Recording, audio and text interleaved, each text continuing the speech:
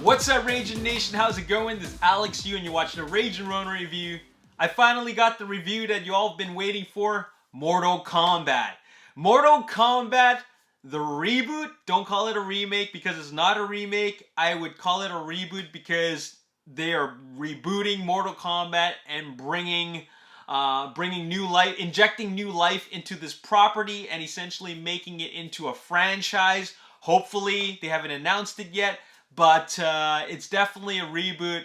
And this is a film that I've been highly anticipating ever since I learned that James Wan was involved as a producer and that they were going to make it R-rated, full on with fatalities, bloody violence.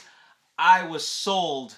And you know, this movie got delayed and delayed again because of COVID. Finally, it got released on HBO Max, so you could watch it both in theaters and streaming at home. I watched it at home because our theaters are not open yet in Canada. I would have loved to watch this film in the theaters, especially on IMAX, but I ended up watching it twice at home. So I got a review for you. I want to start by saying that I'm a huge fan of Mortal Kombat. I love the original 1995 film. I still love that film. I think it's great. I think it's the greatest video game movie of all time. And as for the video games, I loved Mortal Kombat 1, I loved Mortal Kombat 2, and I loved Mortal Kombat 11. Okay? So I love the original Mortal Kombat games, and by that I mean 1 and 2. I didn't actually play the other ones between 3 and 10, but I absolutely love MK11. So good. Ended up finishing it. And, you know, I actually, for playing Mortal Kombat 1 and 2, I actually looked up or found a way to know all the power moves, like the special moves, the fatalities, the babalities, the friendships, the animalities. I found a way to look them all up, and I printed out cheat sheets, okay? That's how much I love Mortal Kombat as a property. And now we got this film, this 2021 film, with some really great talent involved, and I was pumped. Like, this is the most highly anticipated film, one of the most highly anticipated films of this year for me, okay? Not those Marvel films, because, you know, we've seen a lot of Marvel films. I'm talking about this film, okay? We got Louis Tan as an original character named Cole Young. We got Jessica McNamee as Sonya Blade, Josh Lawson as Kano, Joe Taslim as Sub-Zero, Makad Brooks as Jax. Who else we got? We got Tadanobu Asano as Lord Raiden, Hiroyuki Sanada as Scorpion, Chin-Han as Shang Tsung, and Ludi Lin, of course, as Liu Kang, and Max Huang as Kung Lao. Okay, what an amazing cast. And to top things off, whitewashing wasn't really a thing back back in the day. Nobody cared that Scorpion and Sub-Zero was played by a white guy, or Lord Raiden was played by David Lambert. Okay, nobody cared. It was awesome. It's still awesome to this day. But of course, you know, the appropriate thing to do and the right thing to do is to cast Asians in Asian roles. And of course they did that, right? So that makes it awesome. And not only did they cast Asians, they cast established martial arts actors, okay? So that is awesome. I want to start by saying that casting Hiroyuki Sanada as Scorpion and Joe Taslim as Sub-Zero was perfect. Was absolutely perfect. Okay, I want to talk about the fighting, okay? I want to start off by talking about the fighting. Their skills is just on fire. You know, out of all the martial arts actors in this film, I gotta say that Sub-Zero, played by Joe Taslim, was perfect. And I think that he's the most established martial artist out of them all, because you see the way he moves. It was kind of like me watching Donnie Yen in Mulan. Because in Mulan, nobody's really a martial arts actor there. Donnie Yen, on the other hand, like, they could film him in one take and you know that he's authentic, okay? That's a true martial artist. Same with watching Sub-Zero, played by Joe Taslim. He was on fire, man. All those moves, it was just done so naturally. The choreography was so natural, and it just felt like those hits came from the heart. Like, he really knew what he was doing. It felt less choreographed, okay? So that was great. Hiroyuki Sanada, just so graceful. Just watching him perform physically, he's just so great to watch. Okay, watching him in Last Samurai just made me feel like, okay, this is a great actor. Ludi Lin as Liu Kang was perfect, okay? And, he didn't have that many fight scenes, which was really, really unfortunate. He didn't have that much, okay? Though the characters that ended up having the most to do was, of course, Cole Young, Sub-Zero, and Scorpion, okay? But the reason why I say Liu Kang was perfect is because of the mannerisms, okay? Sure, there was his martial arts skills, but the way he played Liu Kang was so good. He's got attitude, and he plays it. He plays the character of this almost like a monk, even like very very a character full of wisdom. The way he talks, the way he acts, the mannerisms, and all those things is just done so well. I especially love this one particular thing he did where he's having a conversation with Kano in a dinner table setting. Okay. And then he's lecturing him without even looking at Kano. And then I just felt like, oh my god, that is so smooth. He's showing him he's got attitude. I just love it. Ludi Lin did that so well. Next, I want to talk about Max Huang as Kung Lao. Oh man. Once again, not a lot of fight scenes for him. He was more involved with the training scenes, but he played the part so well, not just in physically, but in the dialogue. The dialogue delivery was great. The lines they gave him was great, but also all those moves, all those choreography, all those kicks, and the way he controls the hat. And he controls the scene with the way he moves. He manages his hat. It's just so natural. When he came out from the ground through his teleporting special move, the special ability, I was just like, wow, what a great entrance. Yeah, that was fantastic. We got to talk about Kano. Kano steals the show. He's really, really good. Played by the Australian actor Josh Lawson. Great casting there. Very, very good casting. He's just he just loves to run his mouth. He just loves to talk smack, and he does it really, really good. He plays a really good Kano. Very good performance. Very solid cast. Okay, now I will say, and because we're talking about cast members, Lewis Tan, huge respect for Lewis Tan. I like him. I like him as a martial arts actor. I like him as an actor. I haven't seen much work that he's done. I've only seen Wu Assassins and Deadpool 2. I'm about to watch Into the Badlands. He was the weakest link. It's unfortunate to say, but he's the weakest link. But it's not his fault. It has to do with the fact that as a Mortal Kombat fan, who is this guy? Okay? I get it. I really do.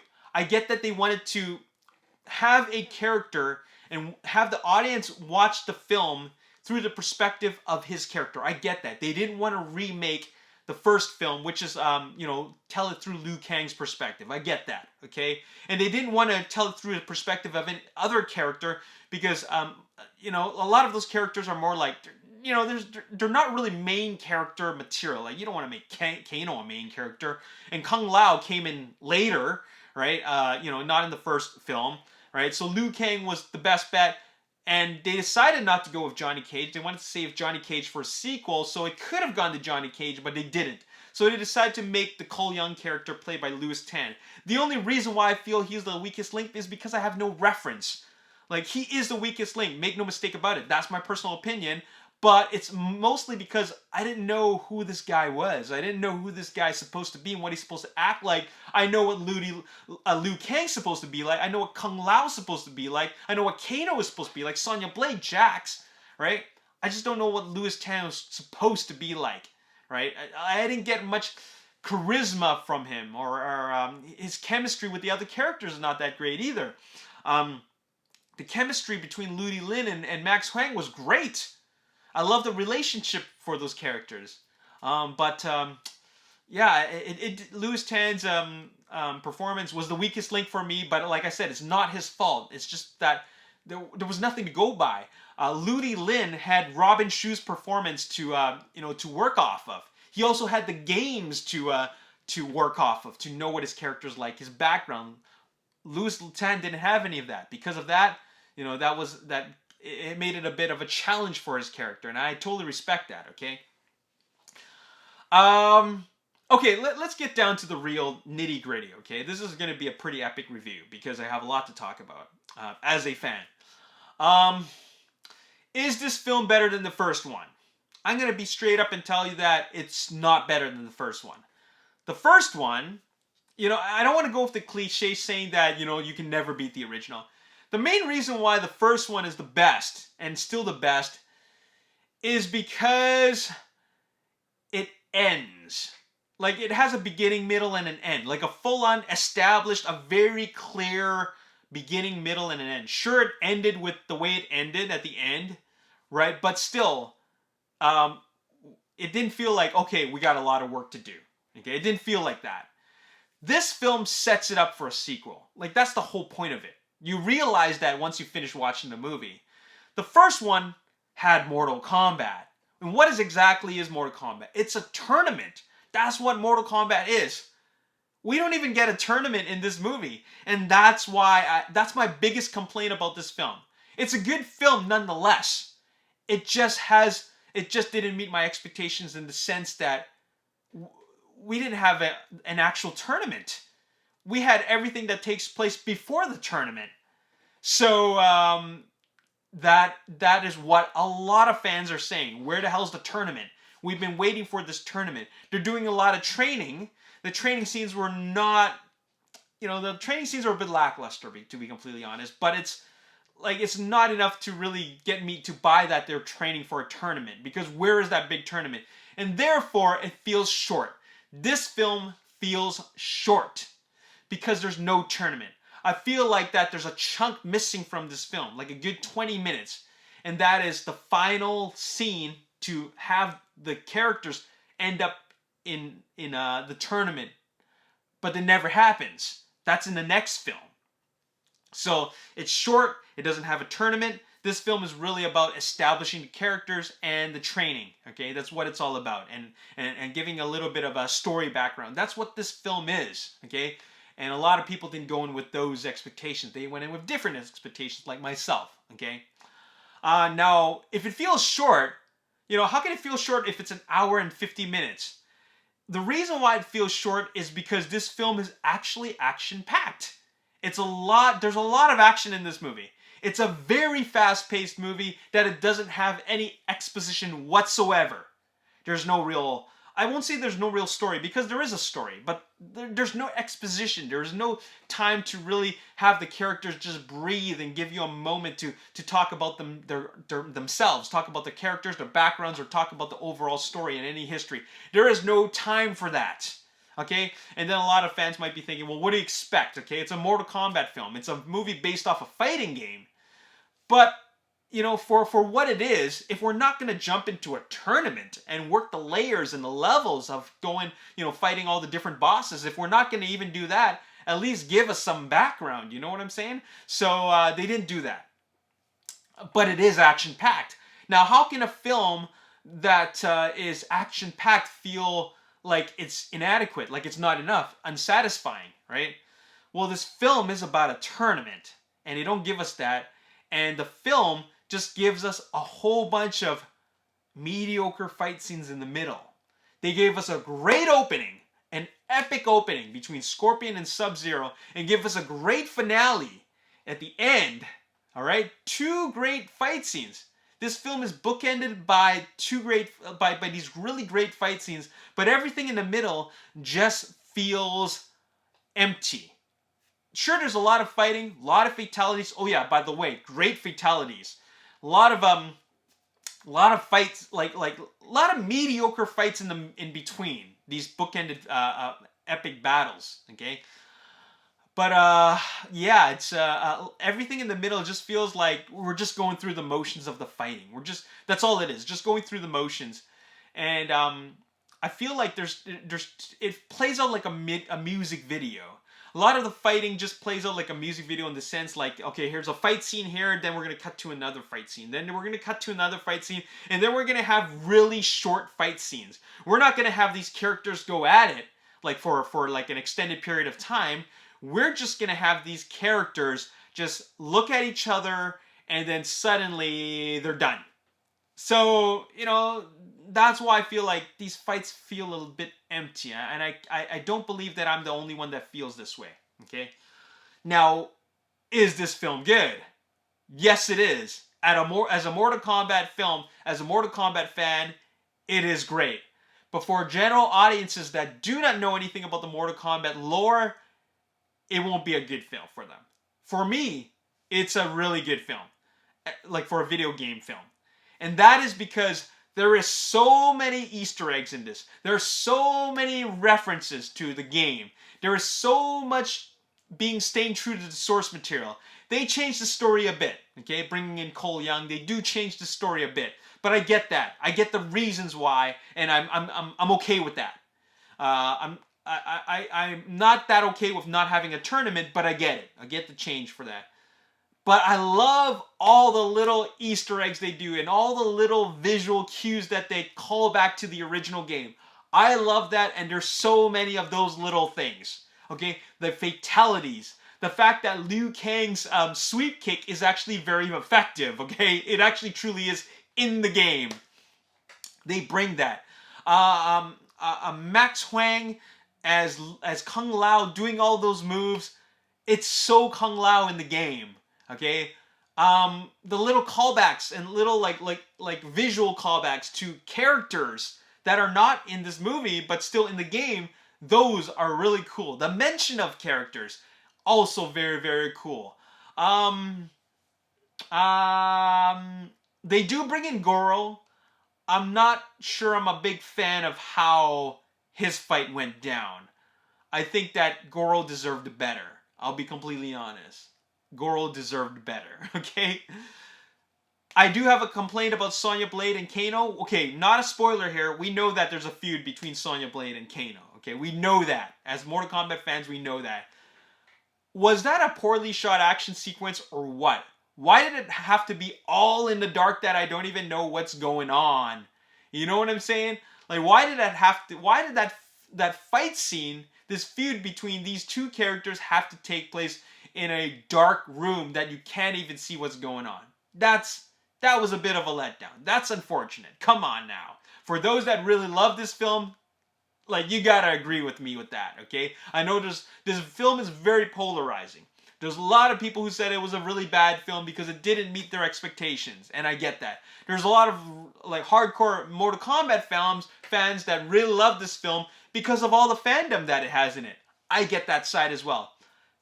I'm the rare breed that is in between that, okay? I get how they feel in the sense that it didn't meet their expectations because my expectations weren't met as well, but I still loved so many of the things that it was enough for me to feel like this is actually a great video game movie. Because, well, that's not hard to beat. There's not a lot of very good video games movies in there at all. You know what I'm saying? There's not that many. But I will say that Mortal Kombat, the very original film, is still the best one. Okay? I love what they decided to do with this. I appreciate and respect Simon McCoy's vision and the effort that he put in for his directorial debut. You got a lot of great talent in this film, and he did a great job working with this talent and giving us that. But the idea was that there was never an intent to make this film about the tournament. And I'm going to have to accept that because it is what it is. They decided that for the second film, it's going to be a tournament. They decided for the second film, they're going to introduce Johnny Cage. And they decided for the third film, I'm assuming that it's going to be, if they are going to make it a trilogy, it's about Shang Tsung's armies invading Earthrealm, and Earthrealm's mightiest and skilled fighters are going to defend Earthrealm, right? That's what I'm assuming it's going to be like, all right? Training, tournament, invasion, all right? I think that's a pretty good trilogy. I think that works. So I'm down with that. So if this film is going to be about training, so be it. In that sense, upon accepting that it's going to be about training, this is a great film. Okay, and by great film, I mean it's a great video game film. I think it's a great Mortal Kombat film, but the second one's going to be even better once they introduce Johnny Cage and we actually get to fighting different bosses level by level in the Mortal Kombat tournament. That's what we want to see. They're going to definitely up the ante. They're going to bring in bigger martial arts, and this was just a teaser. You know, I kind of don't like the fact that movies do that. You know, they make these movies just to set up a sequel. This was a setup, right? But it makes you want more. And that in itself is a good thing because they made it engaging enough and they made you invest in the characters enough that you want to see more. So with that being said, I'm going to give this film a 7.5 out of 10. Okay, 7.5 out of 10. And it's definitely a film made for fans, for sure. Totally made for fans. Like I said, you'll be lost if you never played the video game, because there's so much stuff in there that won't make sense. But it works. I'm down with the one-liners. The one-liners are great. This film is nothing but one-liners. This film is like a bunch of cheesy dialogue. Well, not that cheesy. The 90s had even cheesier dialogue, but it's accepted back then. I didn't expect anything really substantial to come out from this as dialogue. It's a video game movie. Not only that, it's a fighting video game movie. So, you know, I didn't really expect much in terms of dialogue, but they did enough to make me enjoy it. So there you have it, 7.5 out of 10. I have my complaints, but I also have a lot of things that were truly fulfilled and very satisfying. So there you have it. My name's Alex Yu. Thanks for watching. I'll see you next time. Peace.